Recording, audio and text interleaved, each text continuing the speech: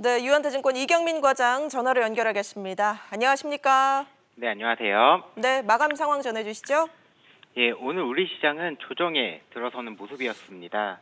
코스피 지수는 전일 대비 22.67포인트, 0.94% 하락한 2380.48에 마감하였으며 코스닥 지수는 전일 대비 10.44포인트, 1.20% 하락한 861.48포인트에 마감하였습니다. 간밤 이슈로는 우선 코로나19 백신 개발하는 존슨앤존슨에서 임상 중단을 발표한 것에 이어서 치료제를 개발하던 일라일리도 항체 치료제 연구를 중단한다라고 발표했습니다.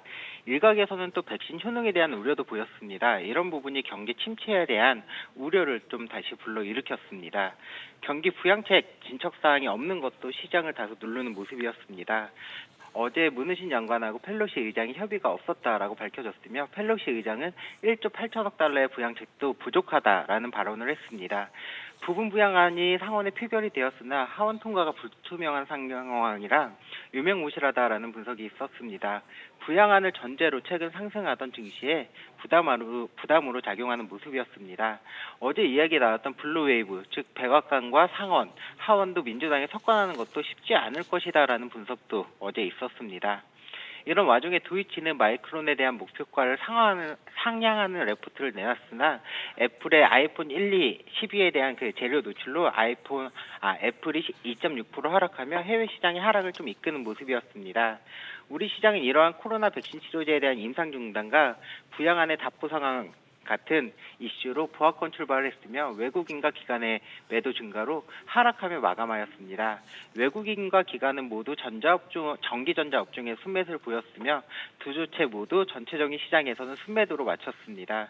시가총액 상위에서는 외국인은 삼성전자와 삼성전자 우선주를 강하게 매수하였으며 기관은 삼성전자만을 좀 강하게 매수하였고 나머지는 전반적으로 매도세가 좀 강했습니다. 네, 삼성전자 외에 또 눈에 띄는 종목 어떤 게 있었습니까?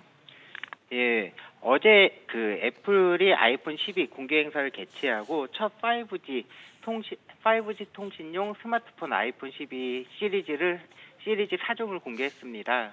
이와 관련돼서 아이폰에 5G가 탑재되면서 본격적인 5G 생태계가 형성될 것으로 보이며 5G 스마트폰 교체 수요를 자극할 것이다라는 전망에 솔리드나 삼지전자, RF텍 등 5G 관련주가 강세를 보였습니다. 네, 내일은 어떤 전략 필요할까요? 예, 우선 최근 시장이 V자 반등이 나오면서 조정이 필요했던 구간에서 코로나19 백신이나 치료제, 경기 부양책 관련된 악재가 시장을 좀 누르는 모습이었습니다. 다만 원화 강세는 지속되고 있고 외국인과 기관은 삼성전자 매수하는 시점으로 조정폭은 어제 말씀드린 것과 마찬가지로 크지 않을 것으로 보입니다. 어제와 마찬가지로 외국인과 기관은 전기전자에 집중하는 모습이었습니다. 외국인식 순매도가 종가에 좀 많이 줄어 370억 정도로 줄었으나 삼성전자 우선주 매수했던 부분이 약 1,500억 정도 가까이 되는 부분은 한 2,000억 정도 순매도했다라고 하는 것으로 보여지고 있고요. 지수는 빠진 것보다 보유한 종목들이 따라서 더 많이 하락했기에 삼성전자, 하이닉스를 보유하지 않은 투자자들은 조금 더 크게 상실감을 느끼지 않을까라고 좀 보여지는데요.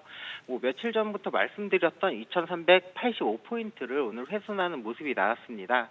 현 구간에서는 일부 현금 비중을 늘리시는 게 좋지 않을까라고 생각하고 있고요.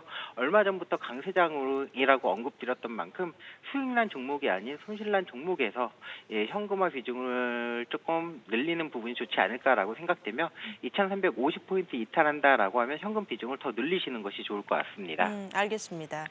지금까지 유한타증권 이경민 과장 연결해서 마감 시황 살펴봤습니다.